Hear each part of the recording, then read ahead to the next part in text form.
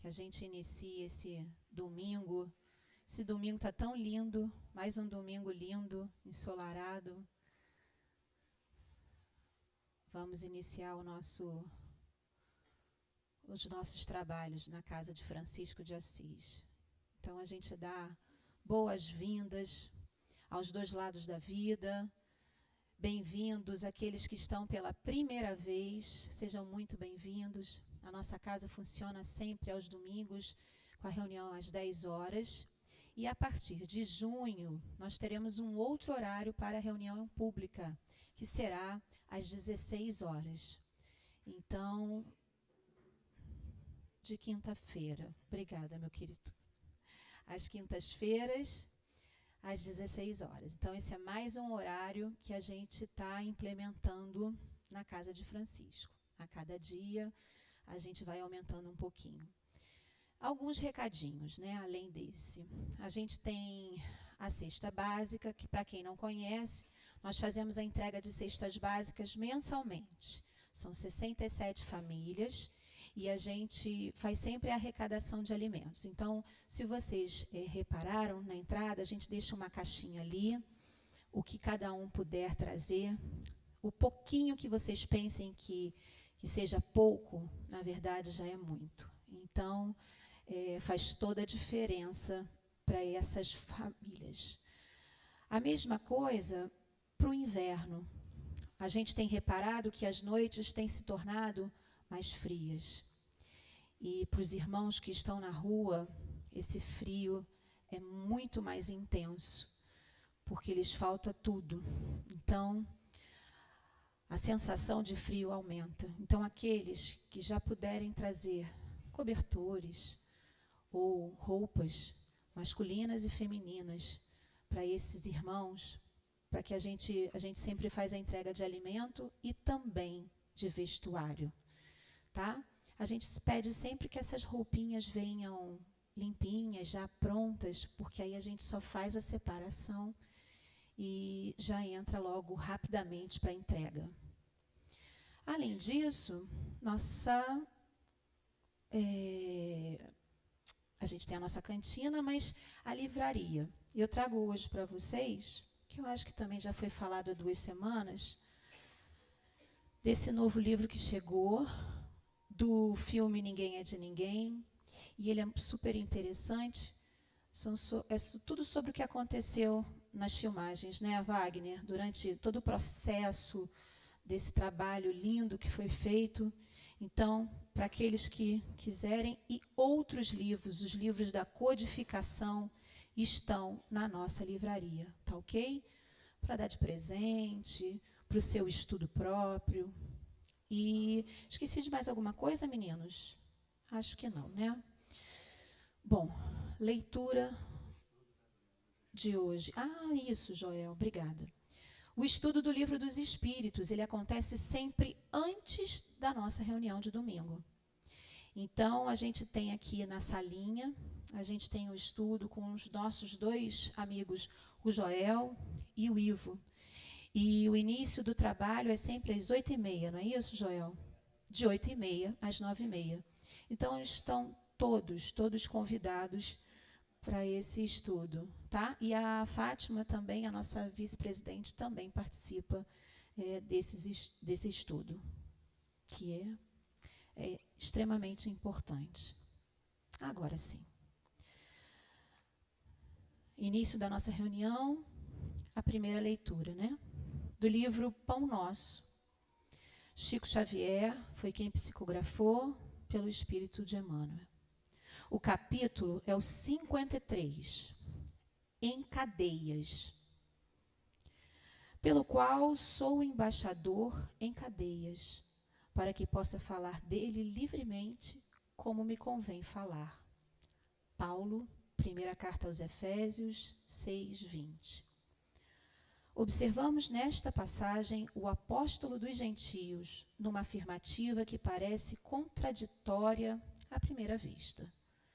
Paulo alega a condição de emissário em cadeias e, simultaneamente, declara que isto ocorre para que possa servir ao Evangelho livremente quanto convinha. O grande trabalhador dirigia-se aos companheiros de Éfeso, referindo-se à sua angustiosa situação de prisioneiro das autoridades romanas.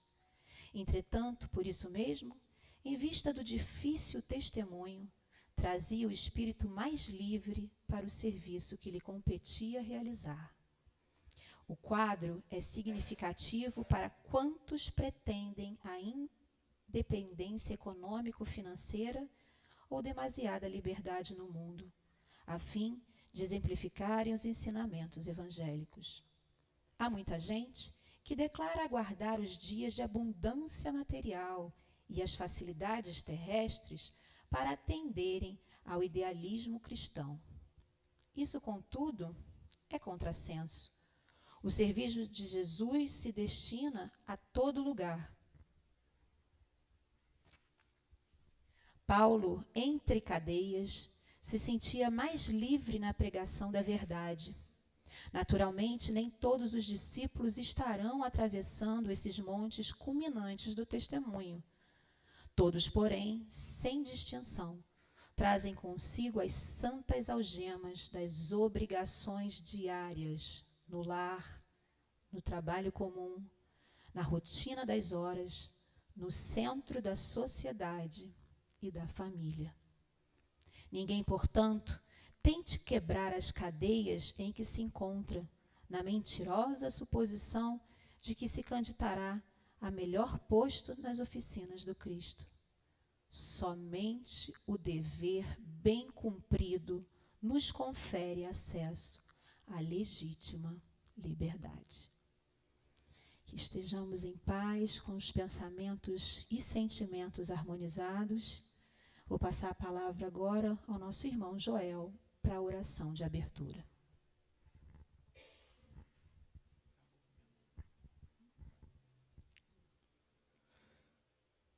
Muito bem-vindo a todos.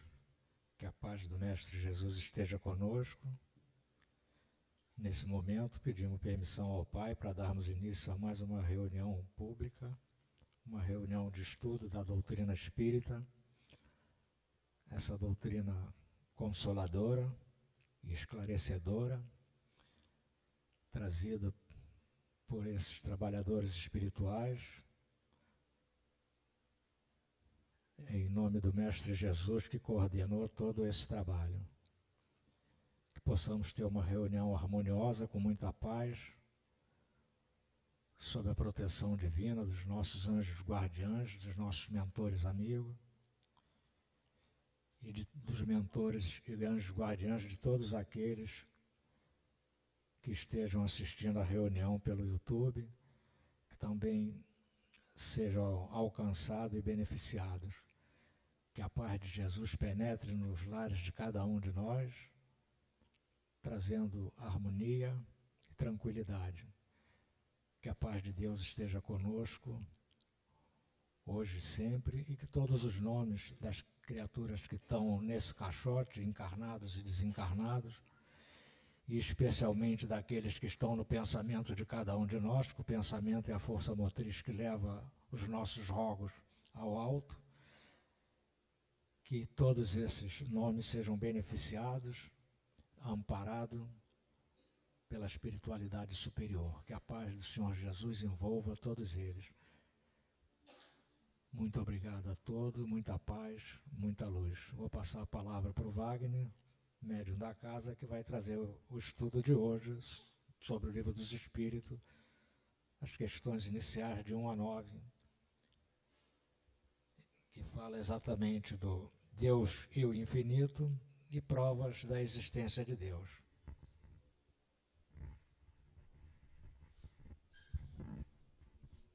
Bom dia a todos. Somos aqui em serviço de substituição. Hoje estava prevista a presença do nosso irmão Ivo Bicalho. Ele não pôde estar aqui. Ele conduz, inclusive, os estudos, né? E... não precisa ligar, não, tá bom. E a gente, enfim, como essa reunião é uma reunião que tem a característica de ser também um estudo, né? A gente estuda o Livro dos Espíritos aqui, estuda o Livro dos Espíritos e a gente vai seguindo ao longo da codificação.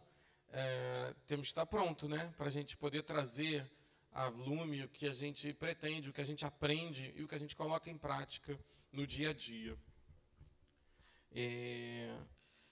Esse estudo, essa condução de hoje, ela se baseia logo no início do Livro dos Espíritos.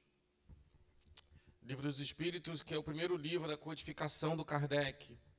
A codificação é um conjunto de 5 livros que a gente chama, que um professor francês, lá em meados do século XIX, mais da metade do século XIX, ele começou a escrever a partir de entrevistas que ele fazia, né? Eu chamo de entrevistas porque quando você começa a conversar com um médium, e esse médium é um intermediário entre um espírito, é uma entrevista, né? Então você é capaz de fazer perguntas, ele era capaz de fazer perguntas, e os espíritos respondiam através dos médiuns. Eu costumo dizer que é a entrevista mais importante da história, né? Porque ele, através desse sistema de pesquisa, ele conversava com diferentes médiuns, e esses médiuns não sabiam o que estava sendo falado entre eles, né? Então ele passava praticamente todos os dias, ele ia na casa de um médium em Paris ou nos arredores e fazia as mesmas perguntas. Aí depois que ele esgotava esse tema, ele passava para outro tema. Então ele tinha um processo sistematizado, como bom professor que era, didático, para poder entender o que era aquela realidade espiritual. Isso depois que ele descobriu que quando as mesas batiam, giravam, não eram as mesas que tinham vida, né? Elas eram a consequência de um movimento produzido por espíritos. Essa história do espiritismo não é o motivo da nossa conversa de hoje. E, obviamente, ela está disponível em tantos e tantos lugares. A propaganda na Netflix tem um filme que parece ser muito bacana sobre a vida do Kardec. Eu já vi algumas vezes, não sei se vocês já viram, né? Eu já vi provavelmente milhares de vezes, não sei se vocês não devem ter visto mais do que eu.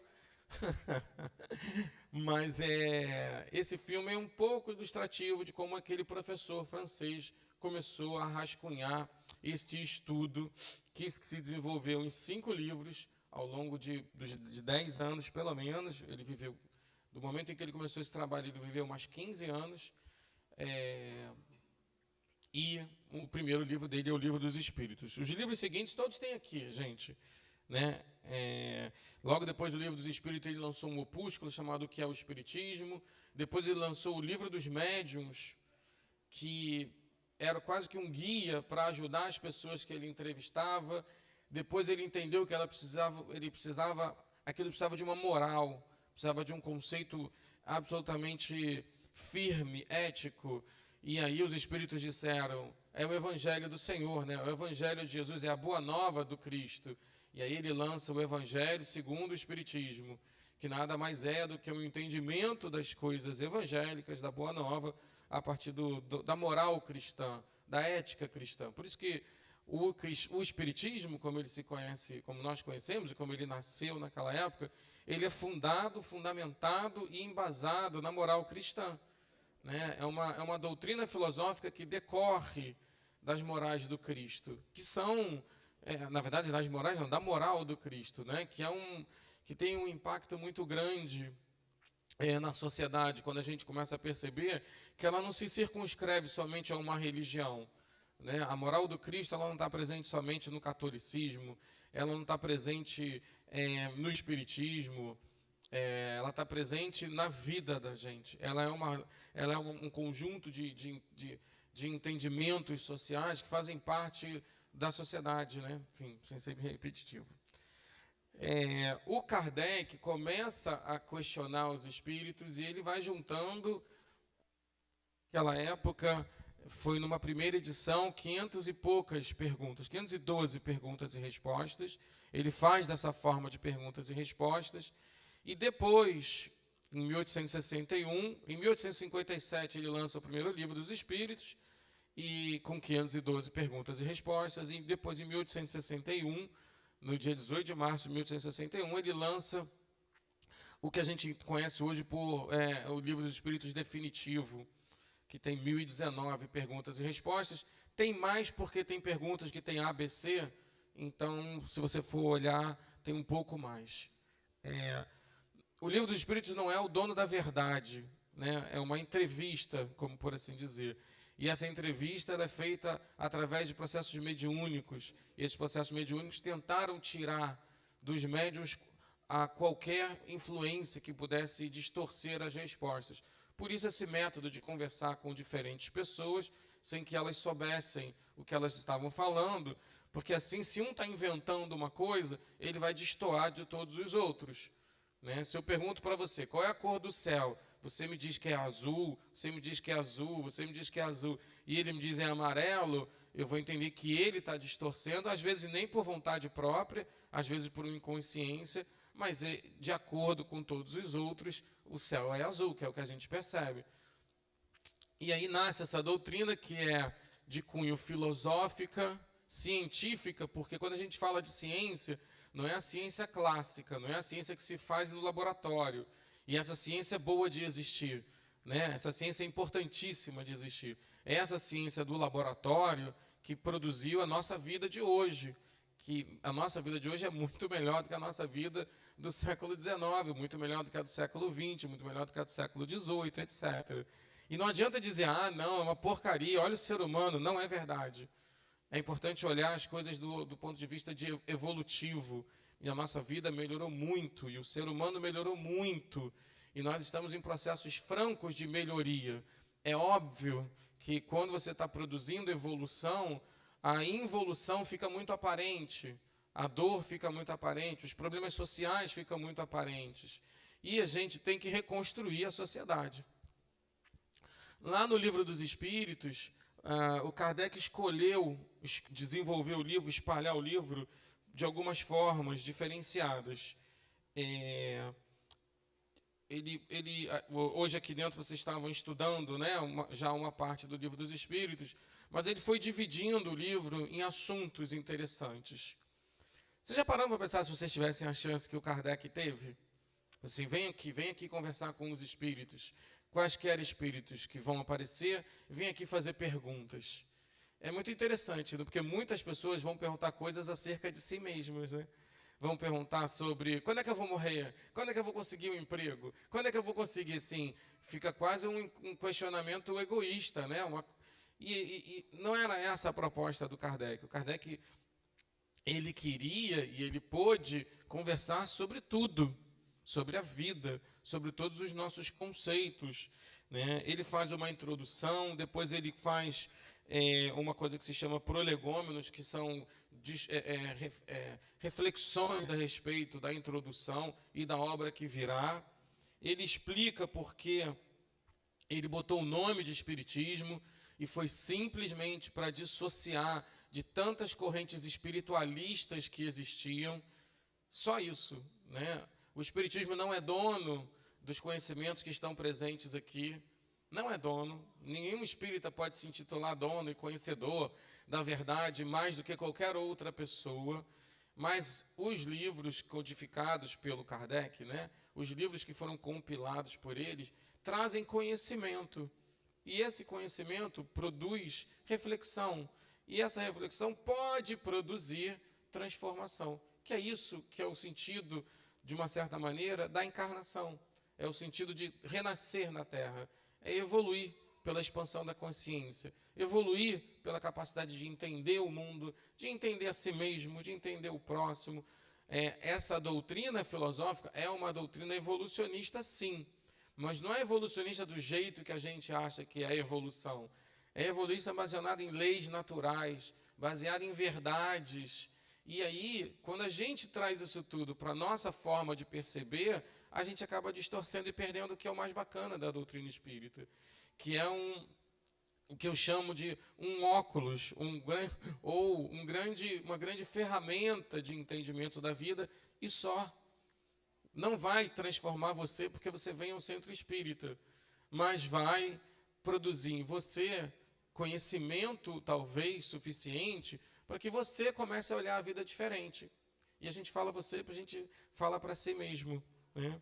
Você quer ver uma coisa interessante? Dessas 9 primeiras perguntas que o Kardec colocou nas chamadas causas, capítulo 1, como é que é? Causas primárias, né? As causas primárias, a primeira pergunta, a gente podia ficar falando sobre ela o tempo todo. Porque Qual seria a primeira pergunta que vocês pudessem perguntar para o espírito mais evoluído que jamais veio da Terra? Para o espírito mais evoluído que existe. Vamos lá, Jesus. Vamos imaginar, a gente sabe que é Jesus, mas se você não acredita que seja Jesus, que seja o espírito mais evoluído, o espírito mais incrível, o espírito mais. Se ele aparece na sua frente, qual é a primeira pergunta que você faz? Né? O Kardec escolheu uma pergunta, eu não sei se essa pergunta ela foi a primeira que ele fez nos processos de investigação, provavelmente não, mas ele escolheu esta pergunta e esta resposta para abrir uma obra tão basilar, uma obra que ele entendeu. E aí a gente, lá no filme do Kardec, tem uma frase que ele diz assim para os amigos: quando a gente entende o que é isso aqui, quando a gente entende o que é este conhecimento, isso muda tudo. Aí um amigo dele pergunta assim: tudo o quê? Assim, tudo. Tudo. A primeira pergunta que o Kardec faz no Livro dos Espíritos aos Espíritos é: o que é Deus? Olha que pergunta interessante, gente. Vocês já pararam para pensar o que é Deus? Né? Talvez seja fácil responder. Deus é o Criador de todas as coisas, como está lá no Evangelho, né? no Antigo Testamento. Deus é a força, Deus é o amor. Tem inúmeras formas de responder o que é Deus. O Kardec não perguntou quem é Deus, ele não perguntou onde está Deus, ele não perguntou por que Deus, ele perguntou o que é Deus. Que no conceito semântico ele abre uma possibilidade de uma resposta muito mais ampla. E os espíritos responderam uma frase que para mim é basilar. É uma frase que a gente tem que refletir sobre ela. Na verdade, é uma frase dividida em dois períodos. Né?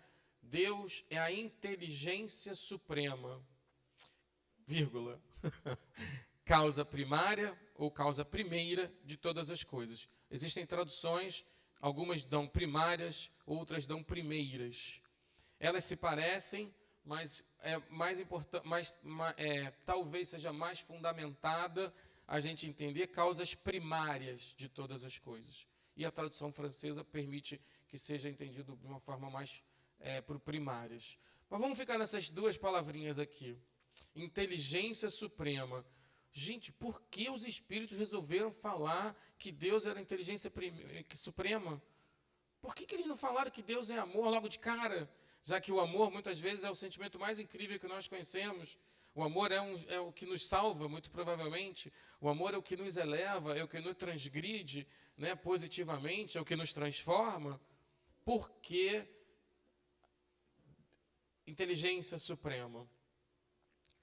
E por que inteligência? E por que adjetivada? Por que adjetivar a inteligência?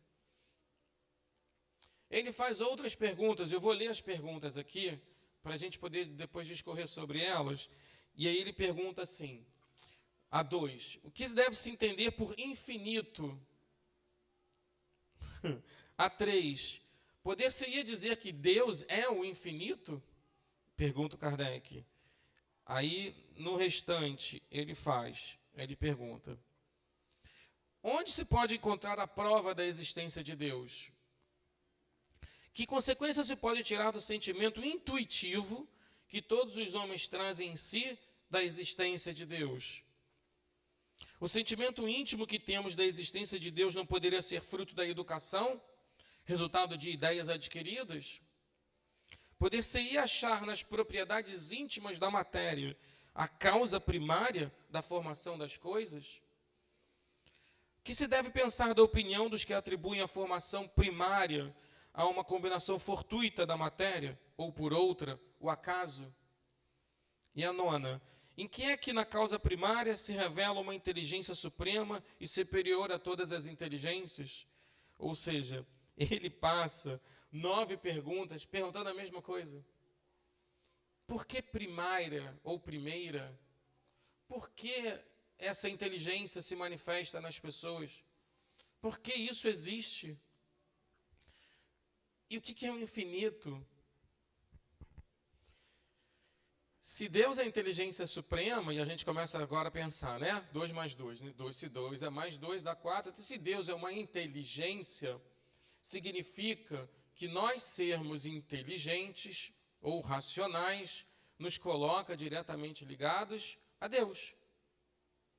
Que o fato de que raciocinamos permite que, em algum momento, entendamos, ou vivamos, ou sintamos, ou possamos vislumbrar Deus. Não é isso? Nós somos inteligentes. Se Deus é inteligência, o que nós não somos é supremo. A nossa inteligência, e aí, que é essa inteligência? Essa inteligência é a inteligência do 2 mais 2, do x, y igual a z, que aliás é genial, né? Tem uma piada da internet que o rapaz fala assim: quando eu entrei na aula de matemática, eu não entendi nada, porque como é que pode x, y ser igual a z?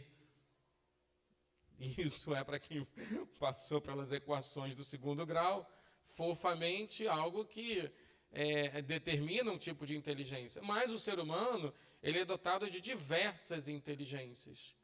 Hoje a gente entende que inteligência não é aquele teste de coeficiente de inteligência que se fazia antigamente, né? Que era um teste basicamente ligado a português e matemática.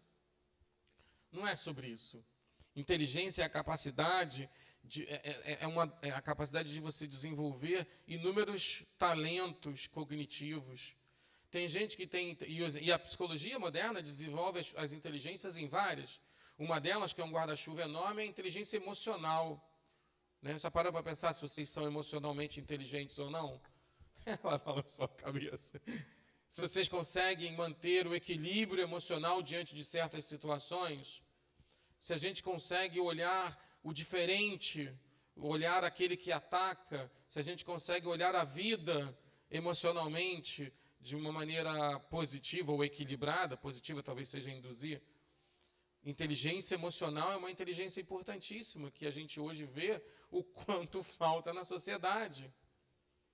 Né? A sociedade supostamente, ou o ser humano que amadurece, às vezes amadurece somente na idade, continua, a gente fala, essa pessoa parece uma criança, essa pessoa reage bruscamente, essa pessoa reage de uma maneira completamente infantil, características das nossas personalidades. A gente entendeu que existem inteligências espaciais, que é você poder se locomover bem com o seu corpo. E aí você olha para os atletas, eles são extremamente inteligentes espacialmente falando. Um atleta que consegue fazer movimentos sutis, né? Um atleta que consegue produzir interações. Existem inteligências interpessoais e intrapessoais, ou seja, aquelas pessoas que são muito inteligentes em si mesmos, se conhecem, se investigam, fazem terapia, fazem desenvolvimento. As pessoas desenvolvem inteligência sobre si mesmo, sabe como é que convive no mundo e tem as inteligências interpessoais, sabem lidar com pessoas. Essas inteligências são nítidas em pessoas que sabem conduzir grupo. Tem outras que não sabem. Existem inteligências musicais, inteligências artísticas. Então, hoje a gente percebeu que esse conceito de inteligência, ele está muito mais atrelado à manifestação de si mesmo.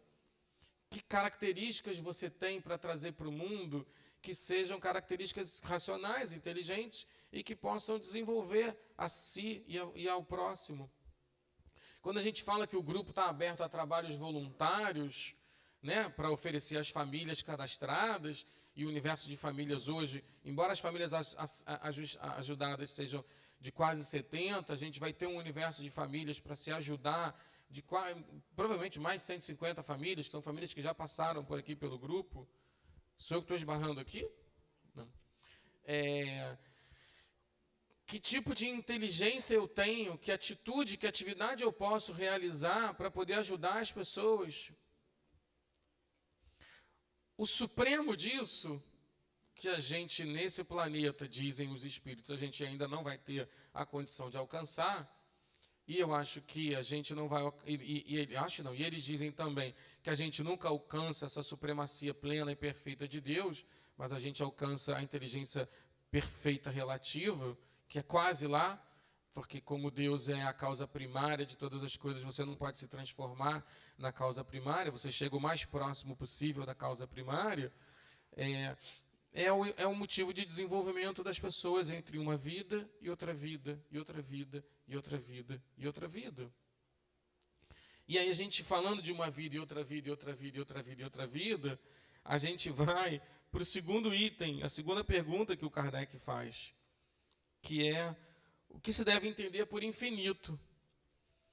Se Deus é a inteligência suprema, causa primária de todas as coisas, e todas as coisas são todas as coisas, como é que pode entender o infinito? O que é aquilo que não acaba? O que não tem início, meio, nem fim? E aí eu vou propor uma reflexão braba para o domingo de manhã. Braba. Os espíritos responderam assim: o que não tem começo nem fim, o desconhecido. Tudo que é desconhecido é infinito. Isso é quase um axioma filosófico. Tudo que é desconhecido é infinito. É muito doido pensar, né? Alguém aqui fala mandarim? Mandarim é desconhecido para a gente, né? Então mandarim é infinito? Não é sobre isso que os espíritos estão falando. O que eles estão falando é das leis naturais, das realidades que nos cercam, das realidades eternas, que é como diz o Lúcio. Vocês já pararam para pensar que vocês e nós, e quem nos assiste, somos infinitos? Isso é uma característica e um atributo do espírito. O espírito, a partir do momento em que ele tem um início, e esse início é questionável, porque algumas formas de entender o início do espírito é você se destacar de Deus, você é uma partícula divina. Ora, se você destaca de um lugar que é infinito, você é um infinito também, você é um pedacinho de infinito. Aqui na nossa livraria a gente tem um livro chamado História de um Espírito, quem já teve a oportunidade de ler, em que o espírito faz uma regressão até o momento em que ele é criado como espírito. Isso é brabo. E ele usou uma metáfora dizendo assim: quando o sopro da vida se fez, eu me criei. Ele ainda era uma energia pulsando num mineral. Isso é muito bacana. Quando eu li isso a primeira vez, eu reli. Se o sopro da vida usou um mineral para produzir uma unidade que se identificou e que nem era um espírito, porque espírito, de uma certa maneira, tem princípio inteligente, é um ser inteligente, né? Não é nem princípio, é um ser inteligente, mas ele chama de unidade espiritual, por assim dizer, aquilo que um dia seria um espírito. Então, essa unidade existe por um sopro divino. Se o sopro divino produz algo, esse algo é relacionado diretamente ao sopro divino. Se é Deus, é infinito. Então, nós somos infinitos. Vocês já pararam para pensar o que é ser infinito? Olha o impressionante dessa reflexão. Os boletos são finitos. A vida é finita, tal qual ela se desenvolve hoje. Mas as vidas são infinitas. A gente já parou para pensar quantas vidas a gente teve? Já pararam para pensar? Quer fazer um cálculo rápido? Quem é bom de matemática? Ninguém é bom de matemática, né? Pensa aí em uma vida de 30, 40 anos, certo? Vida média, estimativa. Tira aí pelo menos 5 a 10 anos entre uma vida e outra, certo? Divide pelos últimos 18 mil anos. Não é isso? É matemática simples. Ah, mas ficou mais tempo esperando para renascer? Tudo bem. Mas na outra ficou menos tempo. O tempo entre uma vida e outra é relativo, de acordo com a necessidade do espírito. Não é um tempo decidido. Tem espírito que pode voltar 1, 2, 3 anos depois? Pode voltar 6 meses depois? Provavelmente pode. Tem espírito que não precisa voltar e volta só 800 anos depois? Tem. Então, esse é de cada um. Mas tira uma média. 1.000, 2.000 existências no planeta. Só no planeta Terra. E se a gente veio de outro planeta? E se a gente existiu em outro planeta com condições de vidas supostamente semelhantes a condições de vidas de alguma maneira, e a gente vem vagando pela vida, pela vida, pela vida. Ok? Olhou para trás? Entrou na cronologia do tempo? Olha para frente agora. 2000, nós estamos aqui hoje em 3.256. Hoje é o ano 4023 da nossa história. Vocês acham que vocês vão estar onde? No ano 4023 da história do planeta. Ah, não vai ter mais nem planeta. Vai ter planeta. E o planeta pode ter mudado a configuração? Pode. Você pode estar em outro planeta. Você pode estar encarnado em Júpiter, planeta mais evoluído. Tomara que a gente tenha evoluído, né? Daqui 2.000 anos, a gente ainda estiver claudicando, daqui 2.000 anos, estiver tropeçando. Ah, meu Deus, mas é muita repetência, né?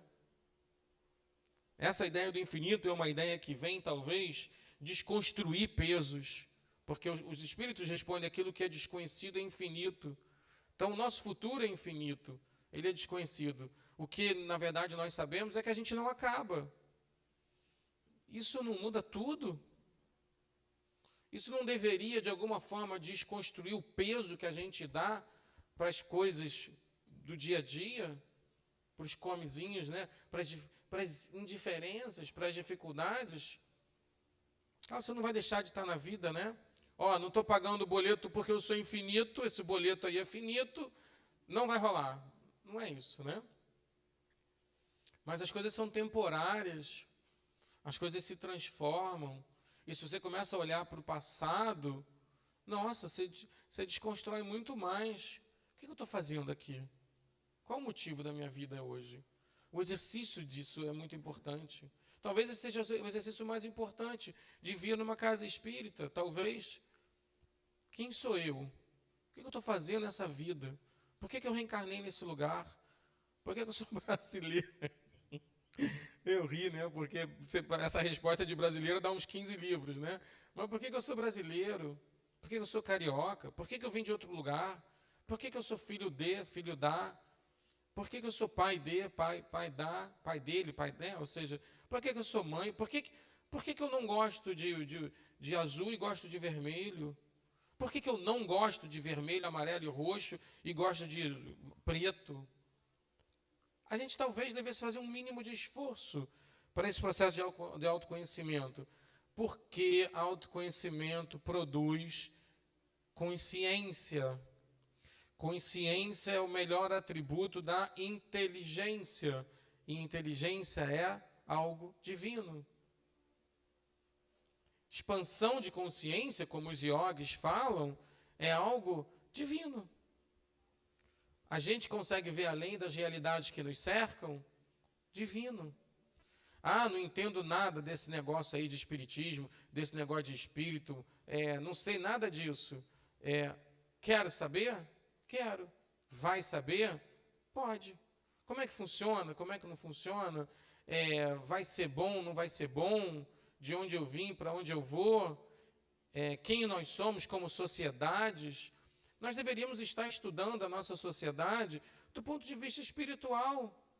Qual é a formação espiritual da sociedade brasileira, gente? A gente para pensar sobre isso? De onde viemos como sociedade? Se nós reencarnamos, de onde nossa sociedade reencarnou? Quem veio para o Brasil? Quem é do Brasil? Que forma esse caldo cultural, hoje talvez um tanto... vou usar uma palavra para não trazer problemas, um tanto ebulindo esse caldo brasileiro. Se o Kardec então pergunta, pode-se dizer que Deus é o infinito, os espíritos dizem uma coisa que de vez em quando é bacana no Livro dos Espíritos, tá? Definição incompleta, pobreza de linguagem dos homens, insuficiente para definir o que está acima de sua inteligência. O Kardec não deve ter ficado feliz com essa resposta, não, mas ele botou. Que tipo assim, se a gente não consegue descrever se Deus é o infinito, o que é Deus e o que é infinito? Ele está tentando juntar os conceitos, embora ele os tenha divididos, né?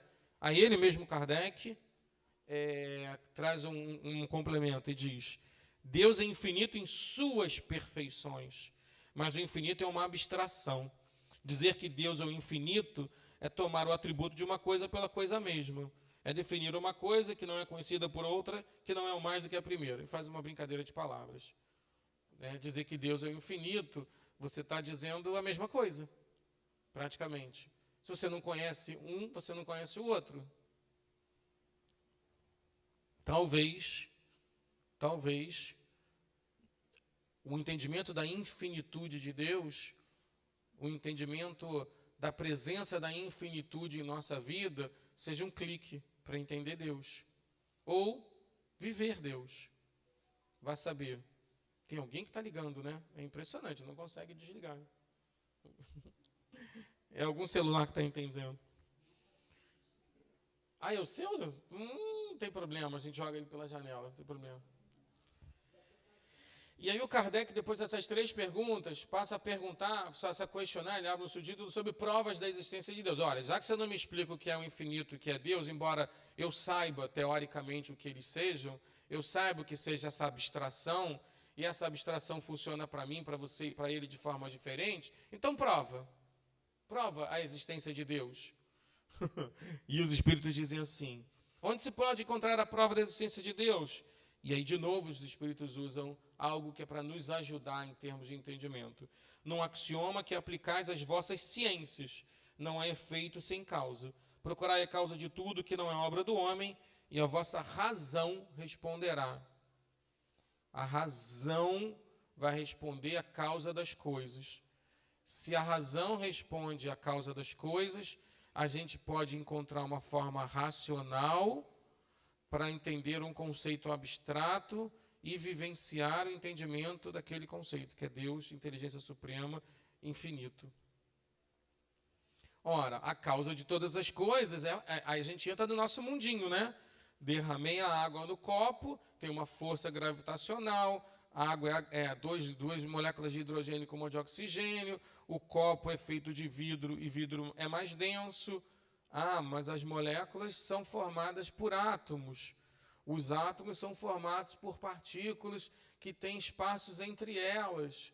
E essas partículas, uma delas, que se chama elétron, ela dá pulos quânticos que a gente não sabe por onde elas passam. Então, existe um movimento dentro do átomo, que é um movimento que a gente não consegue medir, que não se explica. Saca o átomo? Próton e nêutron. O átomo, até muito pouco tempo atrás, era a coisa mais a primária da matéria. A matéria terminava no átomo. Os caras conseguiram partir o átomo e tem muito mais coisa dentro do átomo. Mas o átomo, ele é basicamente formado por um nêutron, próton e elétron.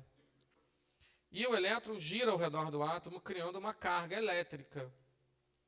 Essas luzes que são aqui são um erro de pesquisa que desenvolveram a luz de LED, luz eletrônica. Quando o elétron dá pulos de uma trajetória para outra trajetória, eu não sou um cientista, é muito difícil falar sobre isso aqui, a gente incorre no risco de falar uma besteira, mas, em tese, ele dá um pulo, e esse salto, eles chamaram de salto quântico, de uma maneira ou de outra. E esse pulo, ele produz quântica. Calma, o elétron, estou falando de você. Ele produz a física quântica, né? Toda a física quântica é produzida a respeito de algo que você pode não perceber diretamente de uma maneira igual ao outro. São perceptíveis diferentes. Física quântica tem de acordo com o observador, né? Existe uma coisa chamada o princípio da incerteza, que é o que você observa é diferente do que eu observo. E isso dá um melê completo, que nem interessa para a gente aqui agora. Mas, ao mesmo tempo, quando a gente começa a pesquisar as causas das coisas mais simples, a gente começa a perceber que existe muito mais ao redor da gente do que a gente pode imaginar. Vocês conseguem ver as ondas de rádio, as ondas do microfone, que estão passando no microfone, entrando na caixa para vocês ouvirem? Vocês conseguem ver essas ondas? Vocês conseguem ver as ondas que fazem esse negocinho aqui ser um dos adventos mais doidos da nossa evolução tecnológica? Vocês conseguem ver o pensamento da Fátima que está lá atrás? Vocês conseguem ver a temperatura do ambiente? Sabe aquelas câmeras de calor? Vocês já viram aquelas câmeras térmicas, né? O futebol tem isso, né? O jogador correu e tal. Então, isso é possível de ser visto. A gente consegue ver, mas isso existe. Vocês conseguem ver o que acontece espiritualmente? Quem tem a possibilidade de usar a mediunidade para isso, consegue. Quem não consegue, tem a ideia e a intuição. Agora, dizer que não existe é a mesma coisa que negar algo que você não conhece. Eu não vi o filme e não gostei do filme. Então, se as coisas têm causas que nós não conhecemos, nós temos que investigá-las pelas suas consequências, Então, o universo existe? Existe. Existem estrelas de 14 bilhões de anos atrás? Existem. E os caras estão descobrindo cada vez mais longe, né? Aquele telescópio de James Webb está descobrindo cada vez mais longe. São coisas que são fatos que têm uma causa. E essa causa, ela segue a um ordenamento. E esse ordenamento segue ao que se pode entender como um nível de inteligência funcional. O universo funciona sob leis poderosas. E essas leis, elas foram desenvolvidas de alguma forma que o cara que é cético vai dizer assim, elas foram desenvolvidas pelo acaso.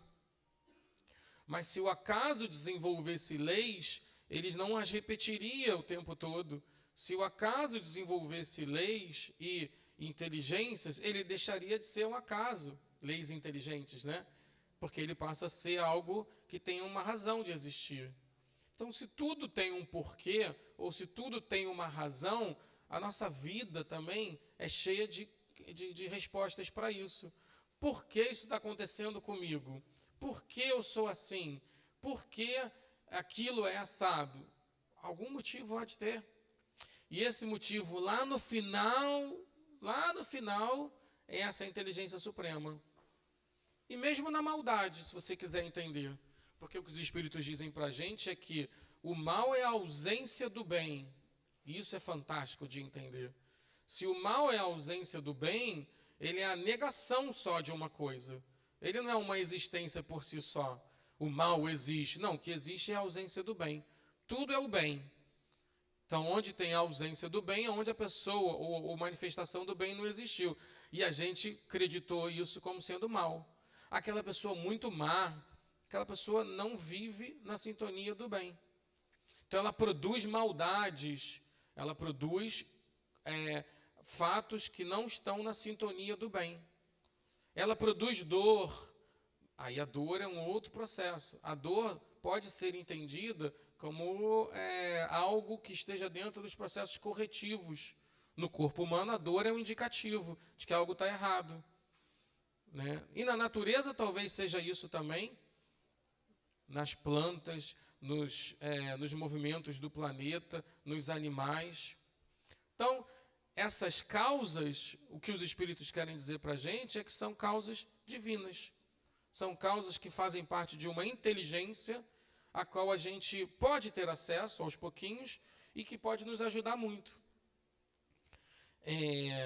O Kardec depois insiste as consequências, né? Que consequências se pode tirar do sentimento intuitivo de Deus? Porque aí os espíritos respondem que todos trazem dentro de si que Deus existe.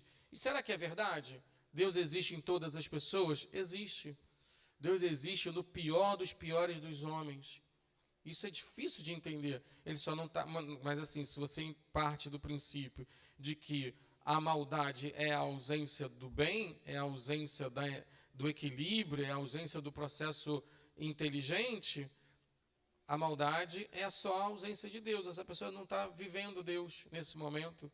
Ela não tem a consciência expandida de que o mal que ela está fazendo, no final das contas, produz uma dor temporária, um sofrimento temporário e depois passa.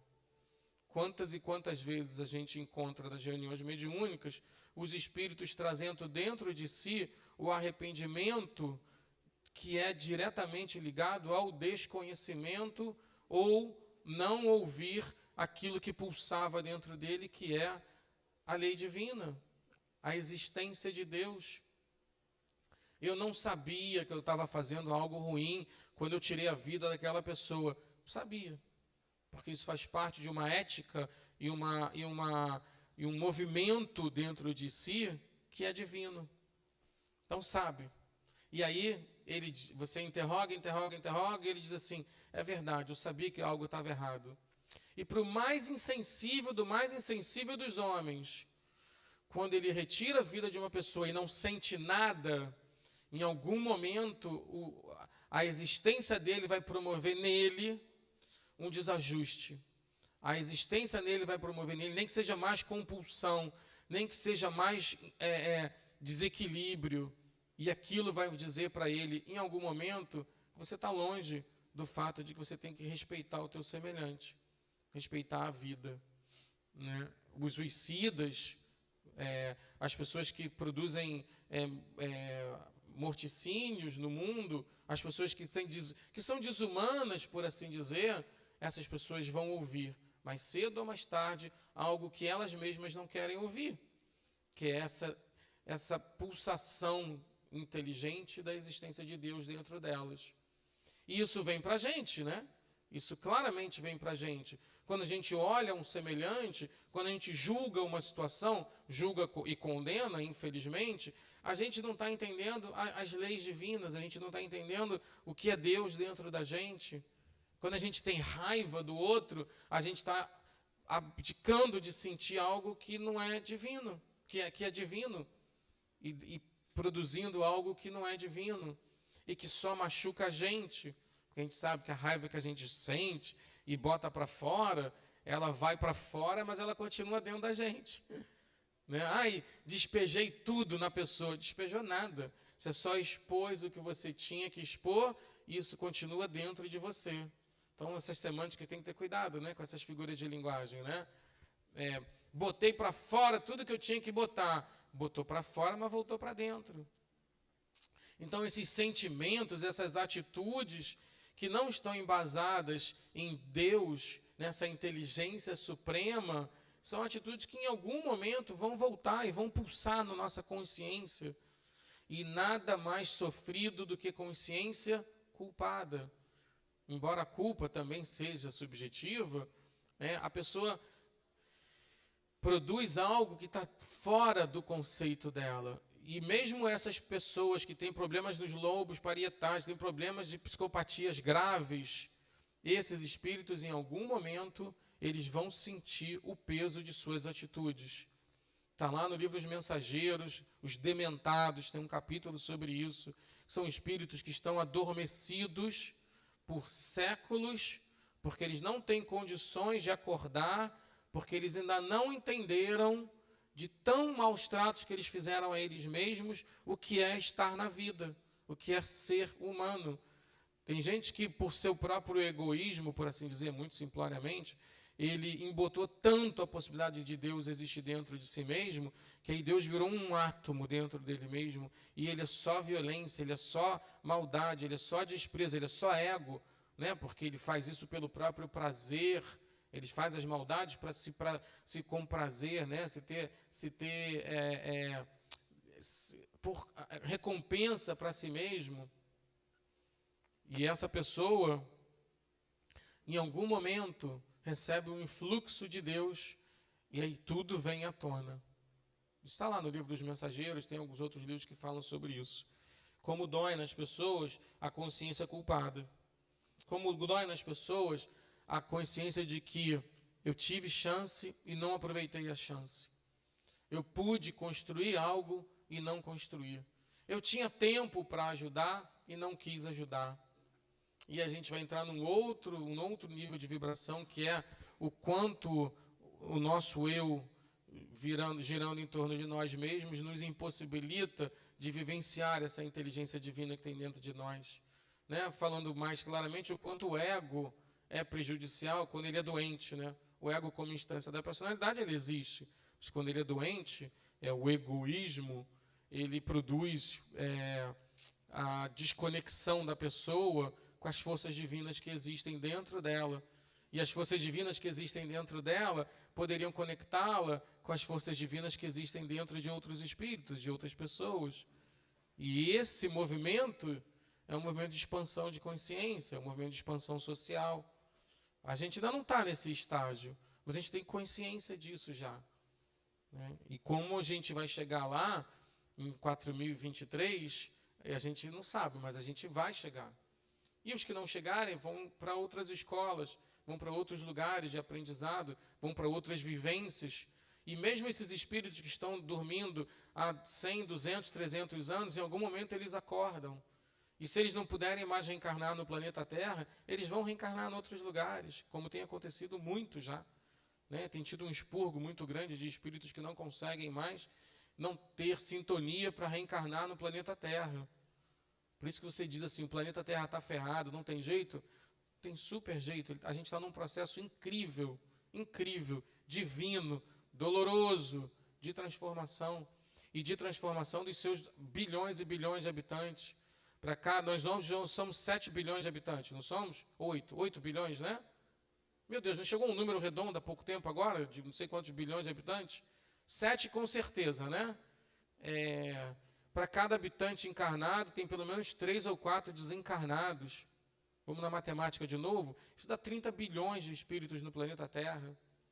Como é que você gerencia 30 bilhões de espíritos que precisam expandir consciência, que precisam ter sentimento, e o sentimento é produzido pelo processo inteligente, já que Deus é a inteligência suprema. Se o sentimento é produção do processo inteligente, a inteligência não é aquela inteligência pragmática, né? Não, agora eu vou amar, agora eu vou... Não é, mas agora eu vou perdoar, é um processo que se ajuda por inteligência. Não, eu não devo odiar essa pessoa. Isso é um processo que se produz por inteligência.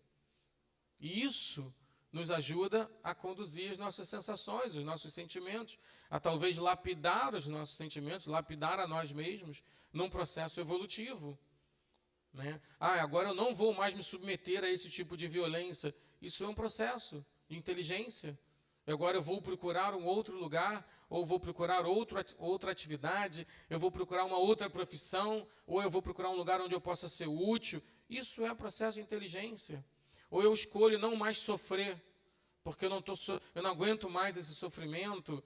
Talvez seja uma forma de acordar um dia e dizer assim, eu não estou mais sofrendo por determinada coisa. Eu agora vou vencer essa coisa de outras maneiras. Por isso que as terapias estão aí, as terapias são válidas para isso. Por isso que vir, às vezes, ao grupo é um processo terapêutico, né? Enquanto a gente está falando de teorias espirituais, todo mundo aqui está num processo terapêutico, né? Como é que isso se aplica em mim? Como é que eu posso entender melhor essa situação? Eu queria tanto não ser chato, mesquinho, avarento. Como é que eu faço? Isso tem uma maneira de fazer isso, né? Então, quer dizer que existe inteligência suprema e essas inteligências podem produzir na gente transformações, e essas transformações são transformações positivas. E como é que eu faço isso? Os espíritos disseram que fora da caridade não há salvação. Como é que funciona isso? Então, quer dizer que quando eu começo a olhar para o próximo com olhares de ajuda, de compreensão, eu estou ao mesmo tempo produzindo em mim algum tipo de transformação? É quase uma equação, né? Benevolência, indulgência. Quer dizer que se eu perdoar, eu vou estar vou estar alcançando um nível de consciência que é libertador? Como é que é isso? Quão abstrato é isso? Né? E o que é perdoar? Como é que eu procuro me encaminhar para esses lugares? Isso tudo talvez seja uma grande terapia que a gente possa fazer a partir de 2 respostas que os espíritos deram para o Kardec, né? Enfim, eu sugiro que as respostas são grandes, mas eu sugiro a leitura para quem quiser, né? De qualquer forma, o Kardec está sempre batendo nessa tecla, né? Que a gente reconhece-se a obra, o autor pela sua obra. Nós somos essências divinas, nós somos partes do Criador. Nós somos parte dessa inteligência suprema, causa primária ou primeira de todas as coisas.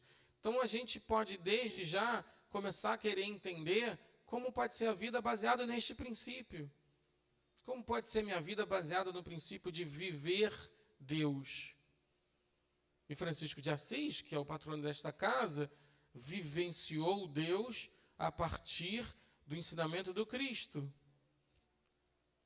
E todas as pessoas que vivenciaram Deus e iluminaram o nosso caminho, iluminaram metaforicamente falando, conseguiram, por alguns lugares, encontrar as suas expansões conscienciais. Como eu consigo fazer isso? Talvez seja a proposta de reflexão que a gente deixa aqui, hoje, nessa reunião pública. Esse lugar oferece isso, mas outros lugares oferecem também. Não é a exclusividade daqui. O que não pode é não buscar. Paramahansa Yogananda dizia, a única busca que interessa para o ser humano que vive na Terra é o seu conhecimento ou a sua busca espiritual. Ah, então quer dizer que eu vou para um mosteiro meditar, encontrar o Nirvana? Não. Eu vou buscar quem sou eu como um espírito vivendo essa experiência na Terra. Eu vou buscar respostas, nem que sejam meias respostas, nem que sejam respostas inacabadas.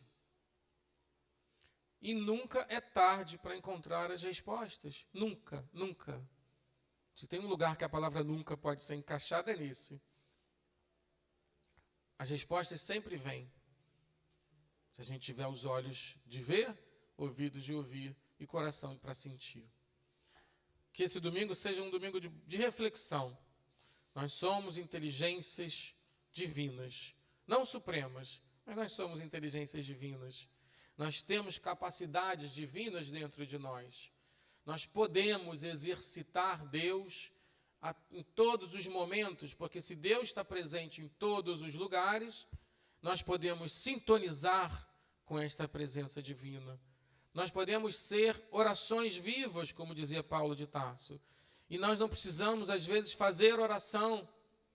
Mas se você é uma oração viva, você está em sintonia direta com quem é presença divina em nossas vidas. Os nossos mentores, os nossos espíritos, que são os nossos guias. Isso tudo faz parte do conhecimento que o Livro dos Espíritos, o Evangelho, o Céu e o Inferno, a Gênese produzem. São 5 livros, eu não falei o nome dos 5 livros, para quem não conhece, né? O Livro dos Espíritos, o Livro dos Médiuns, o Evangelho segundo o Espiritismo, o Céu e o Inferno e a Gênese. São os 5 livros que fazem parte deste Pentateuco espírita, destas obras conhecidas. Todas elas baseadas em 5 princípios. A existência de Deus, a pluralidade das vidas, a pluralidade dos mundos habitados, a comunicabilidade dos espíritos. Esqueci a última, a Judana. A existência de Deus, a pluralidade dos espíritos, a pluralidade das vidas, a comunicabilidade com os espíritos e... seguir cena dos próximos capítulos, depois eu conto para você. Cadê a Fátima para me lembrar? O 5º pilar do Espiritismo, gente. Pluralidade dos mundos habitados, é isso? Acho que eu falei essa. Bom, esses 5 princípios básicos, está registrado, olha que vergonha, né? Um estudioso. Esses 5 princípios fazem parte da nossa vida. E o infinito faz parte da nossa vida. E a gente poder pensar sobre isso, eu particularmente acho muito legal. Acho revigorante. Acho que faz do que o domingo ou a quinta-feira sejam formas de restabelecer as nossas energias, de deixar para trás o velho ser que nós somos. Não quero mais ser como eu sou, não quero mais vivenciar esse sentimento, eu quero deixar para trás. E todo dia, toda hora, a gente pode fazer isso. Nesta cronologia de vida que nós temos, das nossas 5.783 vidas, da senhora 5.784, né? 5.784 vidas, tem sempre o dia seguinte, sempre o dia seguinte, sempre o dia seguinte, sempre o momento seguinte.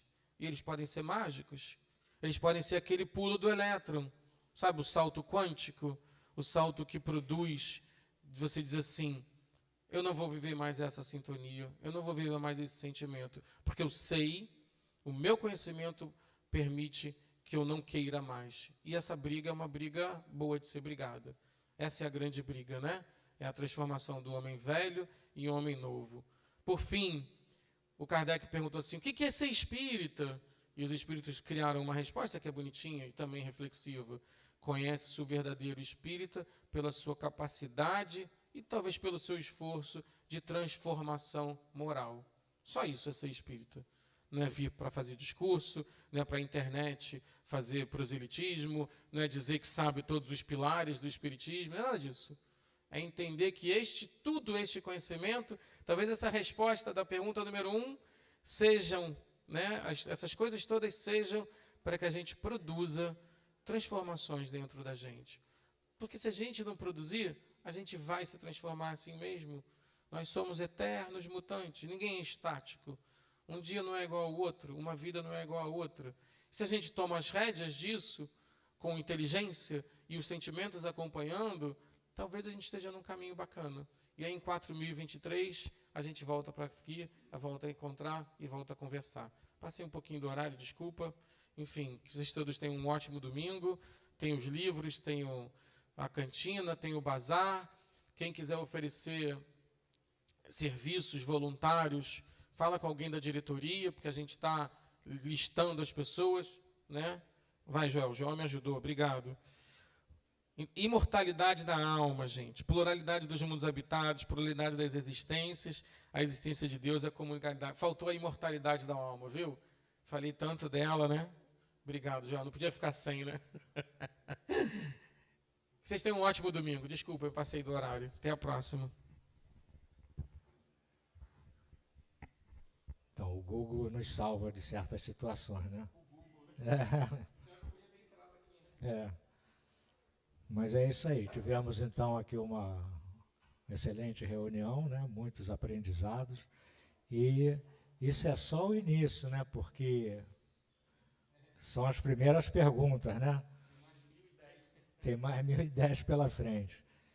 E já vê que com essas questões já deu para a gente aprender muita coisa, né? Imagina o que vem por aí, né? Então, a gente reforça aqui o estudo do Livro dos Espíritos, que estamos fazendo aqui antes da reunião, e estamos na introdução, estamos quase chegando aqui nessa primeira questão. Então, estamos no item 12 da introdução do Livro dos Espíritos. Todos estão convidados, quem quiser é só aparecer aqui de 8h30 às 9h30 e serão muito bem-vindos, né? Obrigado pela presença de todos e nós agradecemos a Deus, ao Mestre amado Jesus, por permitir mais essa reunião pública, mais um estudo da nossa doutrina, que sempre é amparada pelos bons espíritos, e que nós possamos continuar com essa mesma sintonia de harmonia, paz e serenidade e levarmos para o nosso dia a dia, para a nossa residência, onde quer que estejamos, possamos irradiar essa paz do Mestre Jesus que deposita em nós. Muita paz, muita luz para todos. Muito obrigado. Vocês permaneçam nos seus lugares. A gente vai diminuir um pouco a luz, colocar a música e vai fazer a fila do passe, né, Maria? Tá? Fazendo a fila do passe, aí depois o social. Muito obrigado.